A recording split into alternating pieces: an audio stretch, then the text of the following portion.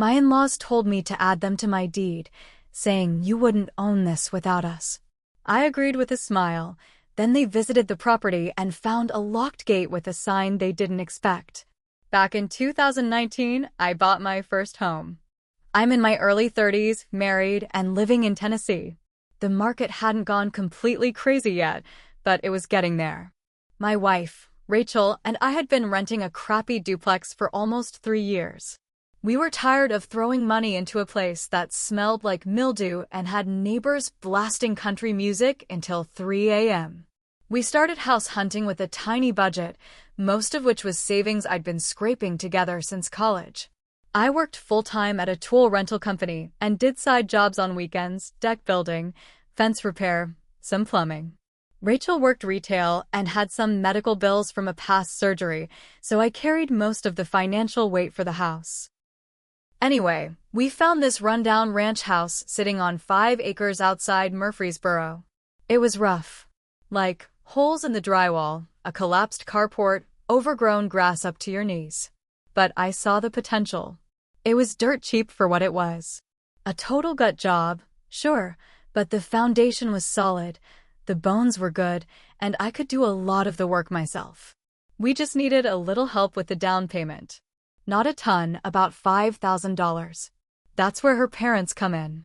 Now, Bob and Marlene were always tricky, controlling, passive-aggressive, and obsessed with appearances. They didn't like me much, mostly because I didn't go to college and wasn't in a respectable job.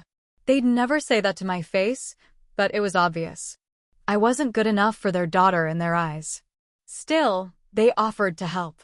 Just a small loan, Bob said. To help you two get on your feet. I agreed. We signed a promissory note I drafted from a legal template online, with Rachel and me both signing it. Terms were simple. No interest, and I'd pay it back within 2 years. We closed on the house, and I got to work. Every damn weekend for 6 months, I was in there sanding, patching, tearing down old wallpaper, replacing cabinets, crawling through the attic to run new electrical. Rachel helped where she could, but it was mostly me doing the manual stuff. I actually started to enjoy it. There's something satisfying about building a home with your own hands. Then the comments started. We really saved your butt with that money, Marlene said during dinner one night. You wouldn't even have this place without us. I brushed it off at first. They were always kind of like that. But it didn't stop.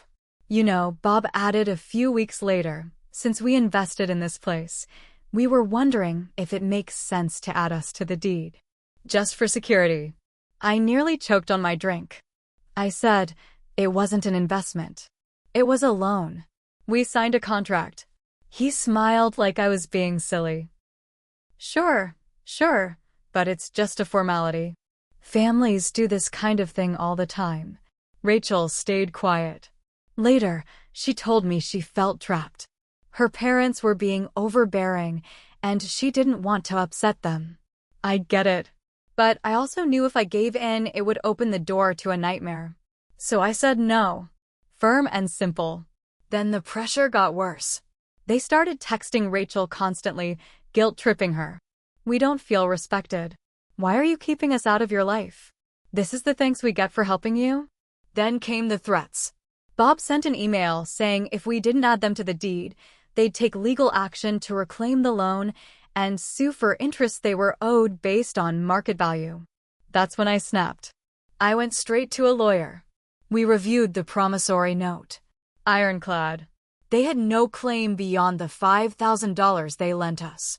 But my lawyer also gave me an idea, a petty, vindictive, delicious idea.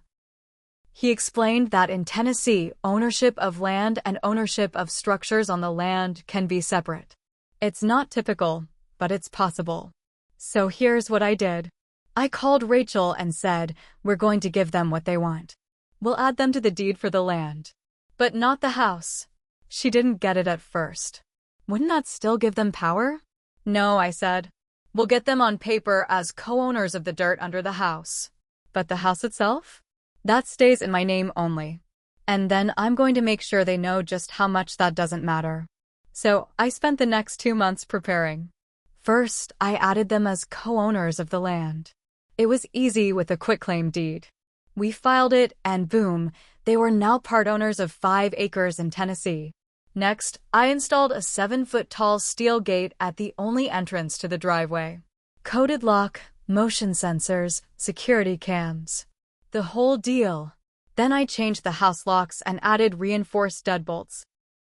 No keys for anyone but me and Rachel. I even got petty with signs. Private driveway. Access by permission only house structure. Not part of land ownership. Trespassers will be prosecuted. Finally, I paid my lawyer to draft a co-ownership usage agreement. It spelled out that all co-owners must give 48 hours notice before visiting, cannot access any structures without consent from the structure owner, me, and cannot make modifications to any part of the land without written agreement from all owners. Then we waited. About 2 weeks after the paperwork was finalized, Bob and Marlene showed up. They pulled up in their Subaru, looking smug and ready to inspect their investment. Only, they couldn't even get past the gate. I got a notification on my phone from the motion sensor. I watched them from my office window, peering at the sign, pushing the intercom button like maniacs. Bob started shaking the gate. Then my phone rang. It was Marlene. "Why is there a gate here?" she demanded. "It's for security," I said calmly. "We own this property. Let us in." "You own the land," I replied. "You don't own the house. And per the co-ownership agreement, I require 48 hours notice for any visits." Silence. "You've got to be kidding me," Bob growled. "Nope. I suggest you check your email. I sent a copy of the agreement last week." "Oh, and just so you're clear, if you try to climb that gate, I will press trespassing charges." They lost their minds. Screaming, threats, the whole thing. I hung up. 2 hours later, they left. A week after that, I got a letter from their lawyer demanding full access and threatening to sue for hostile co-ownership. My lawyer shut it down in one letter, citing the agreement and offering them an option: sell me their portion of the land or continue having zero access. That's where things stand now. They haven't shown up again, but the battle isn't over. I've got more moves if they try anything else. And yes, I'm sleeping just fine. A few weeks went by with radio silence. No texts, no calls, no passive-aggressive Facebook posts. It felt weird, but I wasn't stupid. I knew it was the calm before the storm. People like Bob and Marlene don't just walk away. They wait. They plot. They twist the knife when you're not looking. One day, Rachel came home from work looking pale. She was holding an envelope. I asked what it was, and she just handed it to me. Inside was a letter from the county clerk's office. It said a request had been filed to divide the parcel of land, our 5 acres, into 2 separate lots. I stared at it for a full minute before the words even made sense. I called my lawyer. He confirmed it was real. Bob and Marlene had gone behind our backs and filed to split the property. If approved, it would mean they'd own their own lot, with legal rights to build on it, access it directly, and potentially even put in a second driveway. That was their play. If they couldn't control the house, they'd make themselves next-door neighbors. Permanent ones. Rachel broke down. "I can't live like this. I can't have them right next to us." I felt sick.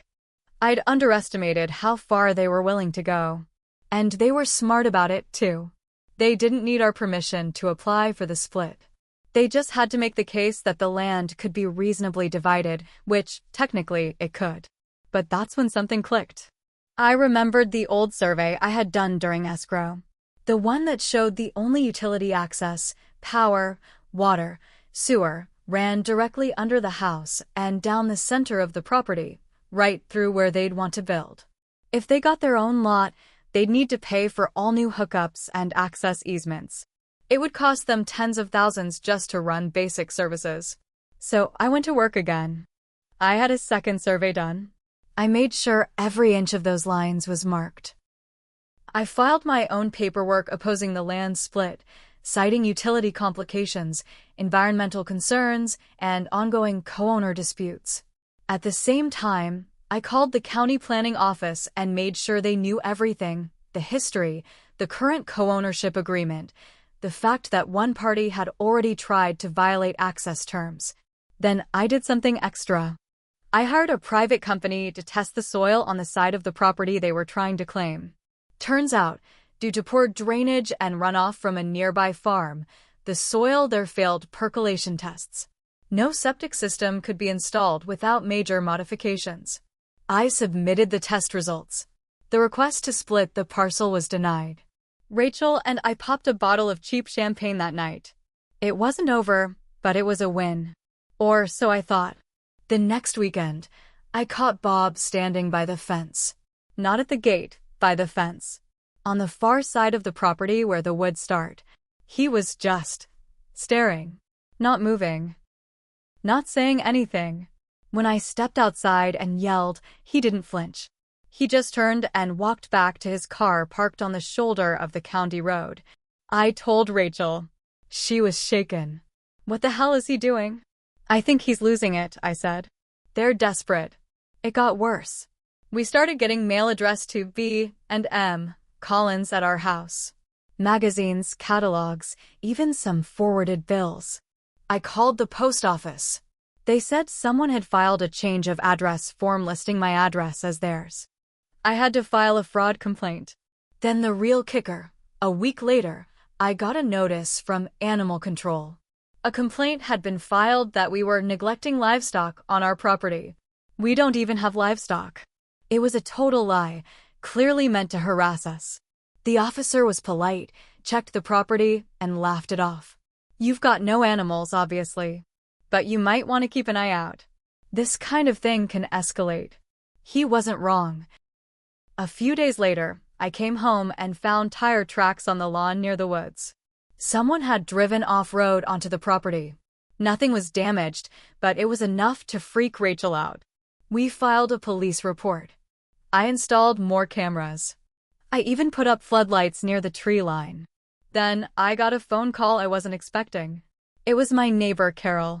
She lived about half a mile up the road, old farm lady who's lived here her whole life.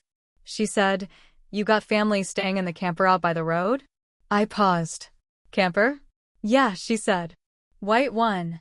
Been parked under them trees near your driveway since last night." I dropped the phone. Ran outside. Sure enough, through the trees near the far end of the property, there was a white camper parked just past the ditch, half hidden behind some bushes. No plates. Windows blacked out. No one visible. I called the sheriff. They came, knocked, waited. Eventually, someone came out. It was Bob.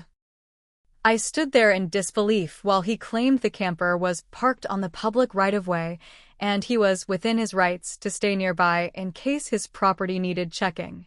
The deputy told him he couldn't stay overnight on public land without a permit. Bob acted like it was no big deal, packed up, and left that evening. But the message was loud and clear. He wasn't done. Not even close. I started sleeping with one eye open. Rachel stopped going outside alone. I couldn't relax, couldn't enjoy the house I worked so hard to build. All because two bitter, manipulative people couldn't accept that we said no. They still own part of the land. But they've lost every battle so far. I have no idea what they'll try next. But I'll be ready. About 3 weeks after the camper incident, I started getting calls from a real estate agent. At first I ignored them, assuming it was spam. Then I got a voicemail. "Hi, this is Melissa from Cedar View Realty. I am reaching out about your property. Your co-owners expressed interest in listing their portion for sale and mentioned you might be interested in selling as well." Selling? I called her back. Told her no, we weren't selling, and I had no idea what she was talking about. She sounded confused. "Well, Bob and Marlene told me they own the property and just want to do a partial sale, split lot." I was under the impression the paperwork was already in process. They were trying to sell their share, which, on paper, they legally could. But who the hell would want to buy half of a property they can't access? I told her, "You might want to tell them to disclose the locked gate, No structure rights, no utility access, and no land split approval. She hung up quickly. Probably realized they fed her a bunch of crap. But this gave me a pit in my stomach. If they got desperate enough, they'd try to sell to anyone, even some random buyer with no idea what they were stepping into. And that could make things worse. I called my lawyer again. We drafted a formal right of first refusal notice that made it clear I had to be offered the land before they sold it to anyone else. We attached a copy to the deed. If they tried to sell without going through me first, it would be void. Problem temporarily handled. But the next twist didn't come from Bob or Marlene. It came from Rachel. She sat me down one night and said something I wasn't expecting. They told me they put the loan on a credit card. A card that's still open. What do you mean? I asked. I mean, they didn't just give us cash. They charged the $5,000 on a credit card, and apparently they're still carrying the balance. Interest has racked up. Now they're saying I owe them more because they're still paying for our house. I couldn't believe it. This was never part of the deal. No mention of a credit card. Nothing in writing that said we were responsible for interest. They didn't tell me that before, she said. But they keep saying it's my debt, not yours. That's when it hit me. They were trying to wedge us apart. Divide and conquer. Maybe they thought if Rachel started feeling guilty or responsible, I'd give in just to keep peace in the marriage. I told her flat out, you don't owe them a dime beyond what we agreed. This is a trap. She agreed. But I could see it shook her. They were playing mind games, not just with me, but with her too. And the worst part? It worked. She started pulling away. Little things at first. Less conversation. More time on her phone. She stopped helping around the property. When I brought it up, she snapped, I'm tired of this war. Maybe we should just sell and move. I told her that's exactly what they want. If we give up now, they win. But then she dropped the bomb. I've been talking to them again. I didn't tell you because I knew you'd be angry. I felt like the ground disappeared under me. They said they'll drop everything. Stop fighting. Stop harassing us if I convince you to transfer the house to both of us. That way they feel it's more balanced. There it was. The full circle manipulation. They were using her to get to me, trying to squeeze their names onto the house again through fairness and emotional blackmail. I was done playing games. I pulled out a folder I'd kept locked in my office. Inside was a record of every message, every letter, every photo of Bob snooping near the woods. I handed it to Rachel and said, this is who they are. Look at it all. Look at what they've done. She stayed quiet. Just flip through the pages. Then she said something I didn't expect. I'm sorry. I thought that meant she understood. But a week later, I came home and found her packing. I'm going to stay with them for a while, she said. I just need space. It felt like I got punched in the chest. She didn't say she was leaving for good, but she didn't take just a weekend bag either. She packed 2 suitcases, toiletries, half her clothes. And just like that, the house felt hollow. After all I went through to protect it, it was empty. Now it wasn't just about a gate or a deed. It was about everything unraveling.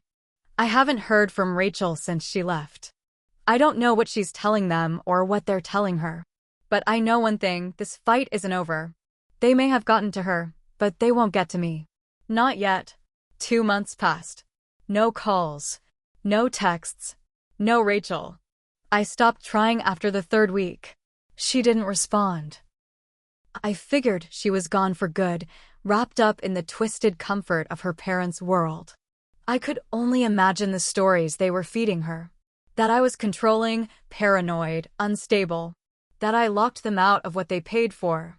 And maybe, deep down, part of her believed them. I threw myself into work, into maintaining the house, the land. I paid off the rest of the loan early, even though I didn't have to. Just to close that chapter. I sent them the final payment with a certified letter. Loan repaid in full. Any further claim is harassment. Do not contact me. They never responded. But then the twist came. I was mowing the edge of the property one morning when a car pulled up. Not Bob. Not Marlene. A man in a suit. He introduced himself as a property developer. Said he was just scoping potential future land deals. Claimed he'd been told this parcel might go up for sale. I asked where he got that idea. He smiled. I was contacted by one of the owners. They said you were open to negotiation. Bullshit. I told him in no uncertain terms that I had zero interest in selling. I also said anyone trying to represent me in a sale was doing so fraudulently. He thanked me and left. But it lit a fire under me. I went back to the county records office and checked the documents. Nothing had changed. Still co-owned land, house in my name, agreement still standing. But the clerk gave me a weird look. You should know, she said. There was a strange inquiry filed here 2 weeks ago. Someone asked if a lien could be placed on the home for unpaid family debts. It didn't click until I got back home and started thinking. They were trying to go after me indirectly. Not through ownership, but through debt. Maybe trying to use Rachel to claim she was owed something. Maybe trying to show I used marital funds to build the house, then argue it was jointly owned, even though the paperwork said otherwise. And that's when I snapped for real. I contacted a real estate lawyer and started the process to partition the property. I wanted them off my land completely. It was a gamble. If the court approved, the land could be forcibly split and auctioned. But I had another plan. I hired a forensic accountant. I dug through every record, every payment, every check I wrote. I built a full profile of every penny I paid toward that house, from my own account, not joint funds. I built a case that I had sole claim over the structure and the majority stake in the land due to maintenance, taxes, and improvements. It took months. During that time, I found out something else. Rachel had filed for divorce. Quietly. Out of county. Under her maiden name. I got served on a Tuesday afternoon by a delivery guy wearing a Domino's hat. Classy. She was asking for half of everything, house included. That's when I played my hand. I showed the forensic records. I filed a counterclaim stating fraud, harassment, and malicious interference with property. I submitted the full surveillance footage, the faked mail, the animal control lie, the camper, every police report, every neighbor witness statement. Then I dropped the hammer. I filed a civil suit against Bob and Marlene for defamation, false reporting, and attempted property fraud. It all went to court. The judge wasn't amused at any of it. Rachel tried to cry on the stand. Claimed she didn't know what her parents were doing. But my lawyer brought up the recorded conversation where she admitted she'd been trying to balance the deed in her parents' favor. Bob sat there smug, but when the fraud charges were read out loud, his face went pale. They'd filed false forms, made fake reports, and tried to sell property they had no rights to. The judgment came fast. Rachel got nothing. No share of the house. No spousal support. Not even the furniture. The judge ruled she'd willfully and actively sabotaged her own claim. Bob and Marlene were ordered to sell their interest in the land. Back to me at current market value minus damages, which meant they lost over $12,000. They also got slapped with a permanent restraining order. No contact. No visits. No interference. The best part? They had to pay my legal fees. All of them. I bought their land back the following week. Ripped up the old gate and replaced it with an electric one that I opened myself, standing in the middle of the drive.